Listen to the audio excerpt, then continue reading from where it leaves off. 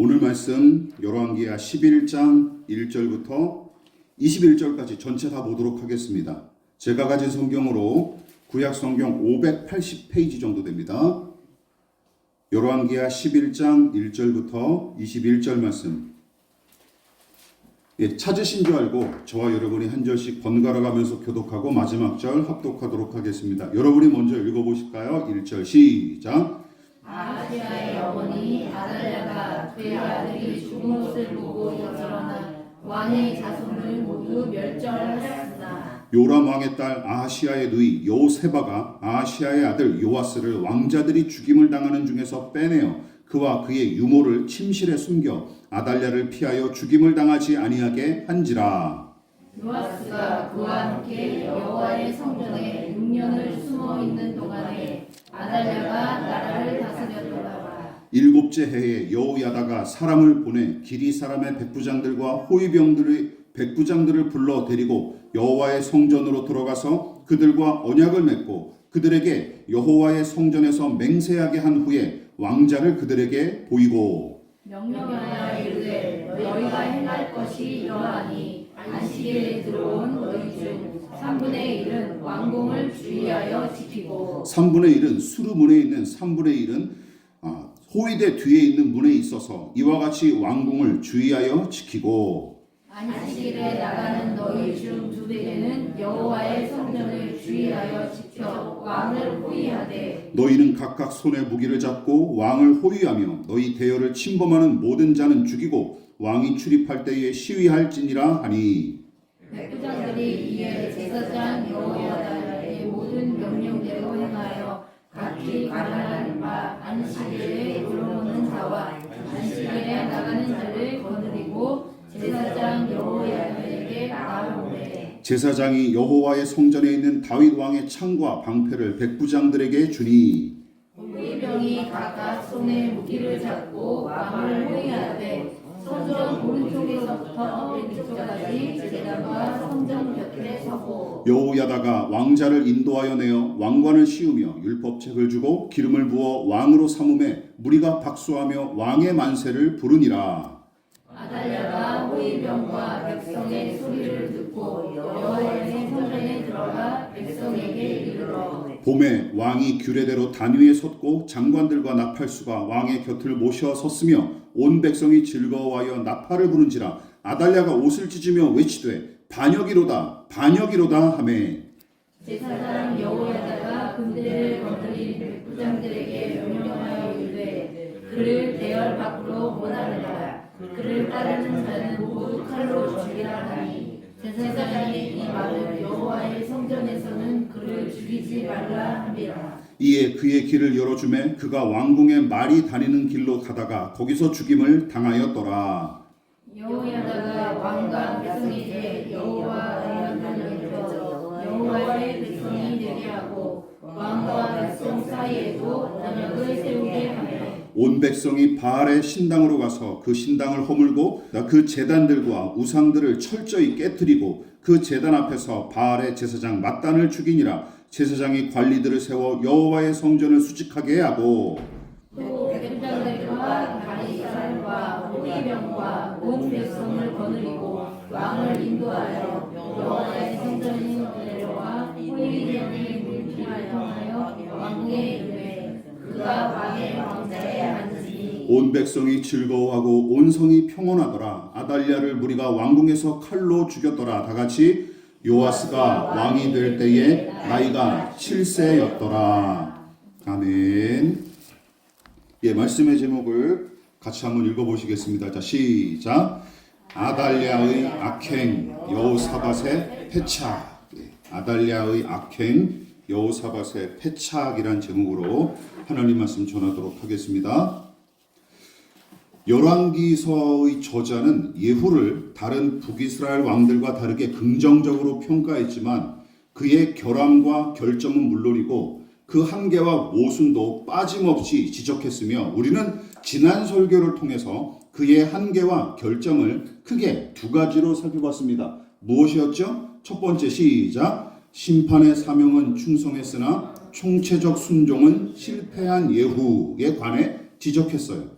예후는 하나님께서 맡기신 심판의 사명을 충실히 감당했고 실제로도 하나님께서 그의 헌신을 매우 흡족히 여기셨습니다. 그러나 북이스라엘의 왕조의 시조인 여로보암이 제멋대로 만들어 놓고 숭배했던 금송아지를 예후도 통치 기간 내내 숭배하는 죄를 저질렀죠. 그러니까 이런 모순이 생긴 거예요. 아합 가문과 바알 신상은 박살을 냈으나 여로보암의 금송아지를 숭배했던 것이죠. 자, 그 연장선에서 우리는 또 두 가지 예후의 결함과 결점을 살펴봤습니다. 시작. 공의를 세우기에 힘썼으나 긍휼로 나아가지 못한 예후에 관해서도 살펴봤죠. 즉 아합과 그 후손이 저지른 죄악과 불의를 낱낱이 폭로하고 그에 상응하는 대가를 치르게 함으로써 심판의 사명을 완수한 것은 사실이지만 예후의 이야기에 누군가를 살리거나 긍휼히 여기는 기록은 하나도 없는 것이 또 특징입니다. 참 독특하죠. 정의와 사랑, 공의와 긍휼, 심판과 구원은 별개의 것이 아닙니다. 오히려 열차의 레일이나 동전의 양면과 같은 것이죠. 하나를 떼버리면 그냥 하나가 사라져버리는 거예요. 정체성을 상실해버리는 거예요. 그러므로 예후는 심판의 칼만 열심히 휘두르며 나름의 정의를 세우기에 힘썼을 뿐 백성을 긍휼히 여기며 나라를 살리는 일에는 별로 관심이 없었던 것 같습니다. 이것이 예후의 한계이자 결점이었어요. 자, 그리고 이제 열왕기하의 무대는 북이스라엘에서 이제 또다시 남유다로 전환이 되는데 아합 가문의 그림자가 11장에서도 계속 이어져요. 그러니까 무대는 바뀌었는데 이게 뭐 스텝이나 조명이 아직 바뀌질 않은 거예요. 아합의 그림자가 짙게 드리워져 있습니다. 바로 아합의 딸로서 남유다 왕 여호람과 혼인했던 아달랴라고 하는 여인이 등장하죠. 아달랴 때문이에요. 이미 몇 번의 설교를 통해 살펴봤듯이 남유다의 아하시아는 북이스라엘 왕 요람에게 병문안을 갖다가 반란을 일으켰던 예후에게 치명상을 입고 도망치는 도중에 사망을 했죠. 그런데 이 일이 일어난 직후부터 그 어머니 아달랴가 아하시아의 어머니가 아달랴예요. 아달랴가 남유다 왕족을 죄다 잡아 죽이기 시작했고 급기야 남편과 아들의 뒤를 이어 남유다의 왕위를 차지함으로써 이스라엘 역사상 유일무이한 여왕이 되어 6년 동안 남유다를 다스립니다. 유일한 여왕이 바로 아달랴라는 사람이에요. 6년 동안 다스려요. 그런데 아달랴는 왕위를 찬탈하기 위해 제 손주들까지 잡아 죽이는 짓을 저질렀고 오늘 본문이 그 내용입니다. 남유다 왕가의 씨를 완전히 박멸할 요량으로 살육을 일삼았으니 여러분 그녀의 부모인 아합과 이세벨 못지않거나 그들을 더 능가할 정도로 잔인하고 지독한 인간으로 오늘 등장합니다. 그런데 다행히도 아하시아의 아들 중 하나인 요아스가 고모인 여호세바 덕택에 아달랴의 칼날을 피할 수 있었고 훗날 고모부이자 제사장인 여호야다의 도움으로 무사히 왕위에 오릅니다. 그리고 오늘과 다음 주일 두 번에 걸쳐서 이 이야기와 연관된 인물들을 중심으로 제가 나름대로 얻은 교훈과 은혜를 여러분과 함께 나누려고 합니다. 자, 첫 번째 인물 아달랴에 대해서 한번 살펴보도록 하겠습니다. 같이 읽어볼까요? 시작. 제 목숨을 부지하고 권력을 잡기 위해 학살을 감행한 아달랴. 유일한 여왕, 성경 상식적으로 알아두세요. 유일한 이스라엘의 여왕 아달랴. 앞서 언급했다시피 아달랴는 아합과 이세벨의 딸로서 북이스라엘의 아하시아와 요람 왕은 그녀와 형제지간인 셈입니다. 또한 그녀의 시아버지는 우리가 이전에 살펴봤던 경건한 왕인 남유다의 여호사밧이고 그의 아들인 여호람이 바로 그녀의 남편입니다. 그 내용이 8장에서 이미 언급됐었어요. 같이 읽어볼까요? 시작. 아하시아가 왕이 될 때에 나이가 22세라 예루살렘에서 1년을 통치하니라. 그의 어머니의 이름은 아달랴라. 이스라엘 왕 오므리의 손녀이더라. 오므리의 손녀 아합의 딸. 이렇게 이어지는 것이죠. 이처럼 그녀의 아들 중 하나가 즉위한 지 1년 만에 예후에게 죽임을 당한 아하시아로서 그가 갑자기 사망한 직후부터 아달랴의 살육이 이어지고 마침내 아들을 대신하여 그녀가 남유다의 왕권을 차지하게 된 것이죠. 자, 그렇다면 의문이 들죠. 아달랴는 무슨 이유로 이렇게 폭주했던 것일까요? 왜 이렇게 폭주했던 것일까요? 게다가 그녀가 살육을 일삼은 대상이 누구예요? 남편 여호람의 후손을 비롯한 왕족들로서 그들은 그녀의 후손이기도 할 뿐만 아니라 직간접적으로 혈육들 아닙니까? 일가 친척들이에요. 일가 친척들을 그렇게 제 손으로 아작을 내버린 거예요. 그러니까 제 가족과 후손, 친인척을 잡아 죽이고 왕위를 차지한 것입니다. 아들 아하시아를 죽인 자들에게 보복하기 위해서였을까요? 근데 이건 말도 안 되죠. 왜 그렇습니까? 아하시아에게 상처를 입히고 죽게 한 사람은 누굽니까? 북이스라엘의 예후이지 남유다 왕족들은 그의 죽음에 일절 관여한 적이 없습니다. 그뿐만 아니라 그 일을 즐거워한 기록도 찾아볼 수가 없어요. 야, 아시아 왕이 죽었으니 이제 우리가 즐겁다. 이렇게 남유다의 왕족들이 즐거워한 기록도 없다니까요. 그러니까 어머니 아달랴가 복수를 목적으로 누군가를 해치려 했다면 그 칼날이 어디를 향해야 했어요?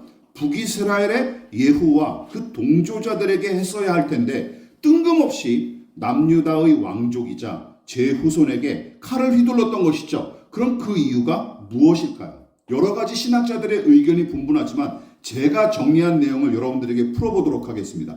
먼저 예후가 아달랴의 형제이자 북이스라엘의 왕인 요람을 심판했을 뿐만 아니라 아달랴가 속한 아합 가문을 깡그리 박멸하고 왕위를 차지했는데 만일 여러분이 만일 여러분이 아합 가문의 마지막 남은 후손이라면 무슨 생각이 들겠습니까? 저 건너 내 고향에서 우리 가문이 박살이 났는데 그 인간이 우리 집안을 대신해서 왕을 차지했어요. 아하방과 그 자식들도 그 위세가 기세등등한 집안 아니었습니까? 근데 박살이 나고 나만 남았어요. 무슨 생각이 들까요? 두렵지 않겠습니까? 두렵지 않겠습니까? 야, 나도 언젠가는 죽을 수 있겠구나. 저놈의 손아귀에. 보십시오. 그러니까 예후가 나타나기 전까지는 오므리 왕조의 아합 가문은 남과 북을 통틀어 가장 큰 권세와 위세를 누린 집안이고 그만큼 아무도 함부로 건드릴 수 없는 집안이었습니다. 그런데 아합 가문의 새 왕을 연달아 보필했을 만큼 충직했던 이 예후라는 인물이 하나님의 예언을 받고 반란을 일으켜 자기 집안을 완전히 쑥대밭을 만들어 놨으니 여러분 아달랴가 무슨 생각을 할 수 있을까요? 저놈이 언젠가 남유다까지 건너와서 나를 죽이지 않을까 라고 충분히 생각하지 않겠습니까? 하나님 그가 남유다까지 찾아와 자기를 해코지할 수 있겠다고 예상했을 뿐만 아니라 남유다는 그럼 괜찮나요? 남유다의 사람들은 괜찮을까요? 남유다 백성은 물론이고 제 측근과 일가 친족마저 믿지 못한 채 내내 불안과 공포에 떨었을 것입니다. 게다가 아합 가문과 대대로 사돈 관계를 맺은 일 자체를 꺼름직하게 여겼던 남유다 사람들도 그 당시에 적지 않았을 텐데 이미 예후의 손에 박살이 난 상태에서 아합의 남은 자식이 어떤 취급을 받게 되는지 전혀 예상할 수 없는 상황이었습니다. 그래서 아달랴가 택한 방법이 뭐예요? 이거예요. 아합 가문의 계보를 제가 이렇게 퍼와서 여러분들에게 이렇게 보여드리는 거예요. 나중에 보도록 하겠습니다. 자, 무엇이었습니까? 제 목숨과 안위를 지키기 위한 최선의 돌파구가 무엇일까? 궁리했을 거예요. 심각하게. 그리고 마침내 선택하여 감행한 일이 뭐예요? 그러면 아예 내가 왕이 되자라는 것이죠. 곁에 있는 사람 아무도 못 믿겠으니까 다 죽이고 그냥 내가 왕위를 차지하자라는 게 됐을 거예요. 여러분, 다 맞는 말은 아닐지언정 이런 말이 있죠. 부모는 자식의 거울이란 격언이 아합과 이세벨의 딸인 아달랴의 이야기는 아주 딱 들어맞습니다. 그렇지 않습니까? 그 부모와 하는 짓이 어쩌면 이렇게 똑같습니까? 아합과 이세벨의 악행을 떠올려 보십시오. 제 목숨과 안위와 권력을 지키기 위해 무슨 짓도 서슴지 않았던 이 아합과 이세벨. 지나친 탐욕에 사로잡혀 백성의 생명과 재산을 함부로 착취하고 제 마음에 들지 않으면 누구라도 손쉽게 제거했으며 하나님은 아예 안중에도 없이 절대 권력을 휘두르면서 오만방자했던 두 사람의 이 악행이 저 살겠다고 남유다의 왕권을 찬탈했을 뿐만 아니라 보통 사람은 제 눈에 넣어도 아프지 않을 손주들을 비롯해 왕족을 몰살하는 짓까지 저지른 아달랴의 행적에 바로 이 아합과 이세벨의 그림자가 아주 짙게 드리워져 있습니다. 그렇지 않습니까? 아주 그 엄마 아빠가 하는 짓을 똑같이 하는 거예요. 그래서 평범한 사람들은 저와 여러분 같은 평범한 사람들은 야 그래도 그렇지 어떻게 친형제와 자식과 손주까지 죽일 수 있는가 라고 생각할 수 있겠지만 여러분 냉혹하고 잔인하기 짝이 없는 그런 짓거리에 혀를 차는 사람들이 저와 여러분 같은 보통 사람이긴 하지만 여러분 지도자가 절대 권력을 휘두르며 국가를 경영하고 백성 위에 군림하는 곳에서는 시대와 민족과 문화를 막론하고 언제 어디서나 어렵지 않게 찾아볼 수 있는 일들이 바로 이런 본문에 있는 아달랴가 행한 일들입니다. 자기 형제들, 친척들, 자식들 상관없이 다 그냥 쓸어버리고 제 왕권을 지키기 위해 칼을 휘두른 사람들이 동서고금을 막론하고 항상 있어 왔어요. 여러분 다 아시지 않습니까? 조선시대 3대 왕 태종이 연이은 왕자의 난을 진압하는 과정에서 벌인 일들 생각해 보십시오. 그와 함께 7대 왕 세조가 수양대군이죠. 정적을 제거하기 위해 얼마나 많은 피를 흘렸습니까? 그런 걸 생각하면 아달랴가 행한 일들이 그냥 특별한 일은 아닌 것 같아요. 예. 권력에 취하면 얼마든지 할 수 있는 일이구나라는 생각이 드는 것이죠. 본문에 기록된 아달랴의 행적도 그래서 권력 투쟁의 관점으로 보면 충분히 납득할 만한 일입니다. 그러나 납득할 만한 일이라고 이걸 지지해서는 안 되죠. 이런 짓거리를 좋게 볼 수 없을 뿐더러 더군다나 응원하거나 본받겠다고 나서는 짓은 그야말로 최악입니다. 그렇죠. 최악이죠. 어쨌든 아달랴는 남유다 왕족을 죄다 몰살시킬 뻔했었고 심지어 제 자손까지 죽이는 짓을 서슴지 않고 저질렀지만 그 짓거리가 갑작스럽게 기획하여 충동적으로 벌인 일도 아니라는 사실을 우리는 명심할 필요가 있습니다. 그러니까 평소부터 소소하게라도 불의한 짓을 저질러 왔을 뿐만 아니라 저 스스로 악을 행하는 것은 물론이고 남에게도 악을 행하도록 종용하는 일이 그녀의 일상이었기에 가능한 일이에요. 갑작스럽게 이런 큰 짓을 저지르는 경우는 없습니다. 역대하의 평가를 보실까요? 역대하의 아달랴에 대해서 이렇게 평가하고 있습니다. 같이 읽어볼게요. 시작. 아하시야가 왕이 될 때에 나이가 42세라 예루살렘에서 1년 동안 다스리니라. 그의 어머니 이름은 아달랴요 오므리의 손녀더라. 아하시야도 아합의 집길로 행하였으니 이는 그의 어머니가 꾀어 악을 행하게 하였습니다. 이렇게 나오죠. 자식을 올바르게 양육하고 선한 길로 인도해도 모자랄 판국에 선한 영향력은커녕 아들을 꾀어 얼마든지 악을 행하게 한 이 아달랴를 보십시오. 제 위신과 그리고 이익을 위해 무슨 짓이든 할 수 있고 심지어 자식마저 희생시키는 부모 같지 않은 부모들이 얼마나 많습니까? 그렇지 않습니까? 학생과 교인을 이용하여 제 위신과 이익부터 챙기는 교사들과 목사들, 노동자들과 사원들을 비인격적으로 대접하고 이윤 추구를 위한 착취의 도구로만 보는 경영자들, 국민을 개돼지 취급하며 권력 유지에만 급급한 위정자들, 또 우리 일상에서 손님이랍시고 종업원과 알바생을 아랫사람처럼 대하는 양아치들, 이게 다 그런 거예요. 그러니까 다 그런 거예요. 모두 이미 마음으로 살인하는 자들인 셈입니다. 이런 사람들이 다 이미 마음으로 살인하는 요한일서 3장 15절의 지적처럼 마음으로 이미 살인한 사람들이에요. 상대방을 비인격적으로 대하는 사람 자체가. 그리고 그런 사람들이 이처럼 마음에 칼을 품은 사람들은 언젠가 누군가를 반드시 죽음으로 내몰기 마련입니다. 기억하십시오. 평소의 행실과 품은 생각은 반드시 드러나기 마련입니다. 믿으십니까? 평소에 품은 생각과 행실은 반드시 드러나요. 그 사실을 명심하십시오. 또한 남유다 왕족을 몰살하게 만들 뻔한 아달랴의 농단은 그녀가 평소에 저지른 악행의 발현일 뿐만 아니라 기억해야 될 것, 누군가의 패착으로 말미암은 것임을 놓쳐서도 안 됩니다. 자, 두 번째 마지막으로 살펴볼게요. 자, 시작. 여호사밧이 저지른 한 가지 불의, 그것이 맺은 악한 열매들. 제가 이 본문을 읽다가 분개했어요. 왜냐하면 이 사람 때문입니다. 설교자가 제가 본문에 기록된 아달랴의 악행을 읽으면서 그녀를 향해서도 분노했지만 여러 가지 분개했던 이유가 있는데 그 중에 하나가 바로 아달랴의 시아버지이자 남편 여호람의 아버지인 여호사밧 왕 때문입니다.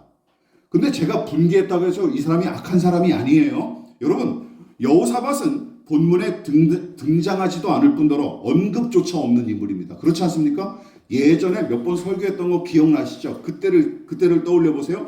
게다가 여호사밧은 남유다 왕들 중에서도 매우 긍정적으로 평가받은 다윗과 아사나 히스기야와 요시야 못지않게 선한 왕으로 널리 알려진 인물이에요. 그래서 열왕기서보다 역대서가 여호사밧에 관해 아주 상세하게 기록했는데 대부분 내용이 칭찬 일색이고 이 정도면 다윗과 어깨를 나란히 할 만한 인물로 봐도 무방합니다. 그만큼 훌륭한 사람이에요. 여호사밧이라는 인물이. 역대하 17장 전체가 여호사밧의 치적을 기록한 내용이고 대표적인 그의 업적에 관해 몇 가지 정리하면 이렇게 다음과 같습니다. 17장 전체가 여호사밧을 칭찬하는 내용인데 그 중에서 제가 대표적인 거 몇 개를 이렇게 추린 거예요. 자, 한번 17장 1절만 읽어볼까요? 시작. 아사의 아들 여호사밧이 대신하여 왕이 되어 스스로 강하게 하여 이스라엘을 방어하되 17장 9절 읽어보겠습니다. 마지막 절 시작. 그들이 여호와의 율법책을 가지고 유다에서 가르치되 그 모든 유다 성읍들로 두루다니며 백성들을 가르쳤더라. 여러분, 여호사밧은 그냥 믿음만 좋은 임금이 아니었어요. 그는 남유다의 부국강병을 도모하기 위해서도 힘썼고 특히 전쟁의 위협을 최소화하기 위한 일환으로 군사력 증강에 힘을 기울였습니다. 오죽하면 북이스라엘의 아합과 아하시아가 위기 때마다 여호사밧에게 원조를 요청했을까요? 도와주십시오. 아람이 쳐들어와요. 모압이 쳐들어와요. 같이 해주십시오. 라고 원조를 요청했어요. 또한 아버지 아사에 이어 율법의 명령을 따라 바알과 아세라 숭배의 관습을 배격하는 정책을 적극적으로 펼쳤고 더군다나 온 백성에게 하나님의 율법을 가르치기 위해 관리들까지 세워서 파견할 만큼 신앙개혁에도 충실했던 임금입니다. 그러니까 남유다의 현실을 냉철하게 직시하고 판단할 줄 아는 현명한 왕이었으며 미흡한 부분이 있으면 합리적인 정책을 통해 수정하고 보완할 줄 아는 실천적인 지도자였습니다. 이스라엘 역사상 이런 사람을 보기가 힘들어요. 저는 히스기야보다 위라고 생각합니다. 게다가 영적인 문제도 놓치지 않기 위해 무진장 애를 썼는데 그 결과로 어떻습니까? 우상숭배 관습은 철저히 배격함과 동시에 자기 백성을 여호와 하나님 앞에 세우기 위해 율법 교육까지 적극적으로 시행한 것을 보십시오.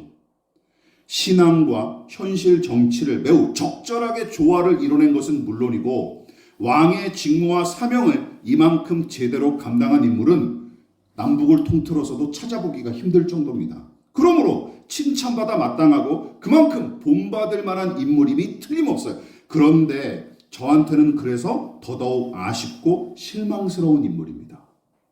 여러분의 생각은 어떠하십니까? 이것 때문이죠. 본문의 사건과 연관 지어보면 이 부분이 너무나 실망스러운 거예요. 자, 그렇다면 제가 선하고 경건한 이 여호사밧에게 분노했던 까닭은 무엇이었을까요? 앞서 제가 힌트를 드렸듯이 본문에 일어난 아달랴의 대학살은 우연히 일어난 일이 아닙니다. 아까 말씀드렸듯이 무엇의 발현이었어요? 그녀의 평소 행실이 확대되어 일어난 사건이기도 하지만 더불어 중요한 것, 여호사밧이 생전에 취한 여러 정책 중 하나가 이 사달의 근본적인 원인이자 토대였음을 우리는 잊으면 안 됩니다. 자, 그렇다면 열왕기서와 역대서는 여호사밧의 실책을 크게 두 가지로 평가했습니다. 먼저 열왕기상 22장을 볼까요? 같이 읽어보겠습니다. 시작. 여호사밧이 그의 아버지 아사의 모든 길로 행하며 돌이키지 아니하고 여호와 앞에서 정직히 행하였으나 산당은 패하지 아니하였으므로 백성이 아직도 산당에서 제사를 드리며 분향하였더라. 여호사밧이 이스라엘 왕과 더불어 화평하니라. 여러분, 열왕기상은 여호사밧의 생애를 최대한 간략하면서도 담담하게 평가한 것이 특징이지만 그 와중에도 우상을 모신 산당을 완전히 철폐하지 않은 일과 함께 무엇을 지적했어요? 이스라엘 왕 아합과 짝하여 평화롭게 지낸 일을 부정적으로 평가하고 있습니다. 두 가지. 그런데 앞에 이 부분, 우상의 산당을 완전히 철폐한 왕은 남과 북을 통틀어 한 사람도 없습니다. 이거는 늘 고질병과 같은 문제였어요. 다윗조차도 못한 일이에요. 다윗조차도. 그러므로 이거 가지고 이 사람을 싸그리 비난할 수는 없는 일입니다. 왜? 누구나 다 그 문제로 골머리를 앓았으니까. 아까도 말씀드렸지만 심지어 하나님 마음에 합한 사람으로 일컫는 다윗도 하지 못한 일이기에 여호사밧한테만 이 전자의 내용을 가지고 손가락질 해댈 필요는 없는 사안이죠. 그러나 이스라엘 왕과 더불어 화평하게 지냈다는 내용은 주목할 필요가 있습니다. 자, 왜냐하면 그것이 그가 저지른 중대한 실책이자 죄악이기 때문입니다. 자, 그렇다면 그가 아합과 화평하게 지내기 위해서 취한 방법이 무엇이었습니까? 여러분 설교를 계속 이어들은 분들은 다 아시죠? 역대하부를 보겠습니다. 역대하 18장 시작. 여호사밧이 부귀와 영광을 크게 떨쳤고 아합 가문과 혼인함으로 인척 관계를 맺었더라. 그러니까 여호사밧은 아들 여호람을 아합의 딸 아달랴와 혼인시켰고 그로 인해 아합 가문과 사돈 관계를 맺으며 돈독하게 지냈던 것입니다. 역대서의 저자가 역사적 사실을 무덤덤하게 기록한 거로 보이십니까?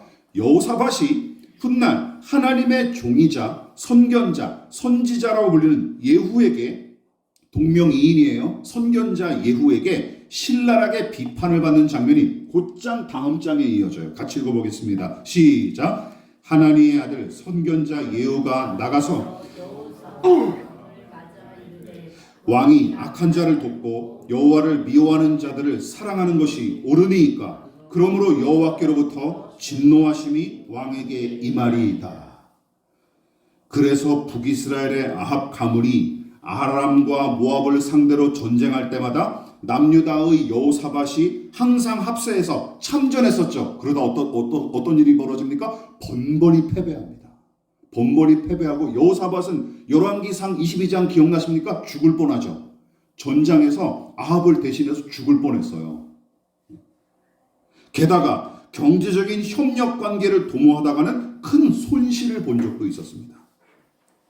여호람과 아달랴의 아들인 아하시아도 대를 이어 아합 가문의 딸과 혼인했고 열왕기하 8장에 등장합니다. 또 그가 죽자마자 아합의 딸 아달랴는 손주에게 순순히 왕위를 물려주기는커녕 어떤 일을 벌여요? 제 목숨 부지할 목적으로 일가 친족을 학살하면서 왕위를 찬탈하기에 이릅니다. 이 문제가 어디서부터 비롯된 겁니까? 여호사밧의 이 정략 결혼에서부터 비롯된 거예요. 여러분, 이것이 하나님의 진노와 징계가 아니겠습니까?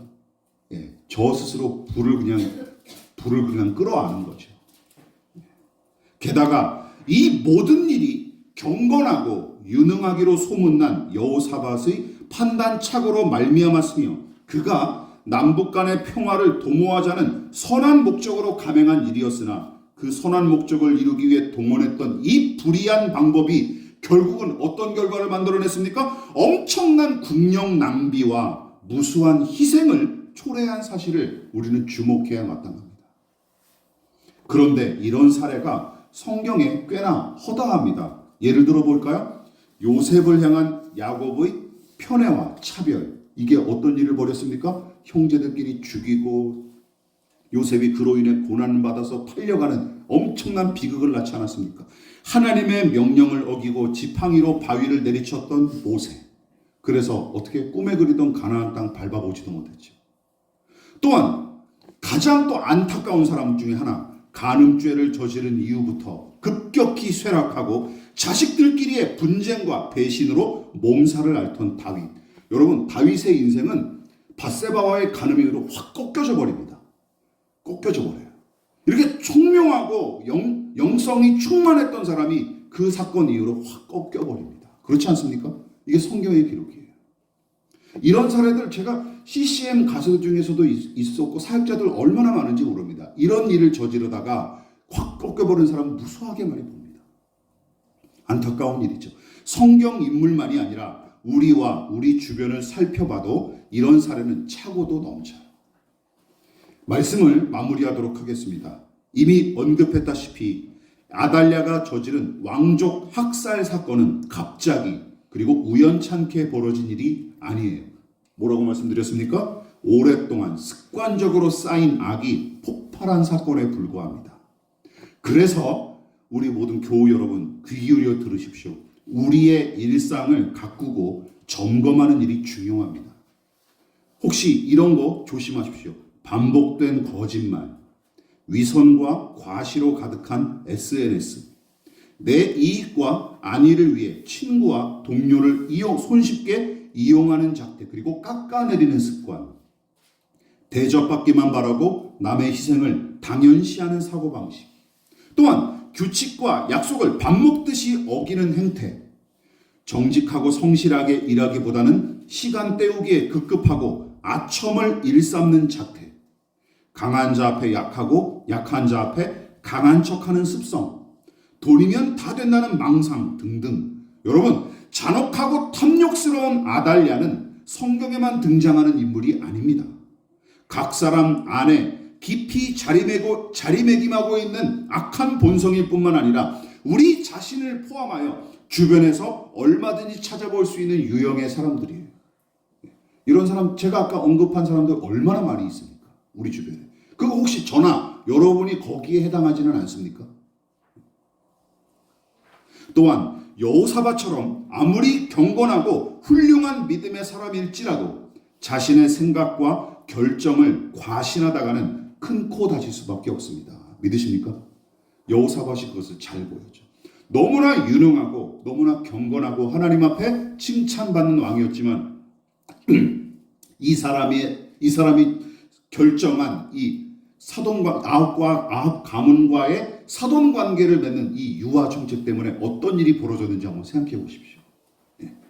물론 다 완벽할 수는 없습니다. 소소하게 잘못할 수는 있죠. 그러나 이 커다란 잘못 한 가지 잘못했는데 이게 너무 크니까 이런 큰 똥을 싸버린 거예요. 그래서 여러분 기억하십시오. 물론 하나님은 진흙과 같은 우리의 연약함을 아시기에 우리를 언제나 긍휼히 여기시고 자비를 베푸시지만 문제는 뭡니까? 이게 문제예요. 이거를 우리 그리스도인들이 자꾸 간과하더라고요. 나 하나님께 용서받았으니까 괜찮아. 그렇지 않습니다. 여러분, 그건 하나님과 나 사이의 문제지 현실의 문제는 내가 수습해야 되는 거예요. 아시겠습니까?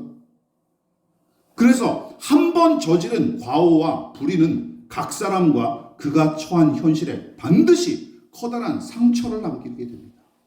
그거 저와 여러분들이 다 겪어오지 않으셨습니까? 그뿐만 아니라 그것을 회복하고 수습하기까지는 오랜 시간이 걸리고 큰 희생이 따릅니다. 그러므로 나를 따라오려거든 자기를 부인하고 날마다 제 십자가를 지고 나를 따를 것이니라 하신 예수님의 말씀처럼 십자가를 언제 지래요? 날마다 지래요. 날마다. 신자는 매 순간 자신의 내면을 점검하고 불쑥불쑥 솟는 죄의 습성을 대적해야 마땅합니다. 또한 사도 바울이 가르쳤듯이 선줄로 생각하는 자는 넘어질까 조심하라 하고 경고한 말씀도 우리는 잊어서는 안 됩니다. 여호사밧의 사례를 생각하십시오. 두렵고 떨림으로 받은 구원의 은혜를 든든히 지키면서 구원받은 자답게 살아가는 저와 여러분 되시기를 진심으로 부탁을 드리겠습니다. 기도하겠습니다. 지금은 우리를 위하여 십자가에 몸버려 피 흘려 돌아가신 예수 그리스도의 한량없으신 은혜와 하나님 아버지의 지극하신 사랑하심과 성령 하나님의 영원한 사귐이 오늘 이 시간 날마다 자기를 부인하고 자기 십자가를 지고 예수를 따르기 위하여 겸손히 머리 숙인 사랑하는 성도들의 머리머리 위에 저들의 가정과 직장과 사업장과 학업과 장래 가운데 이 나라의 민족과 한국교회와 저 북녘의 동포들과 세계와 열방 가운데 지금부터 영원히 함께 하시기를 간절히 축원하옵나이다. 아멘.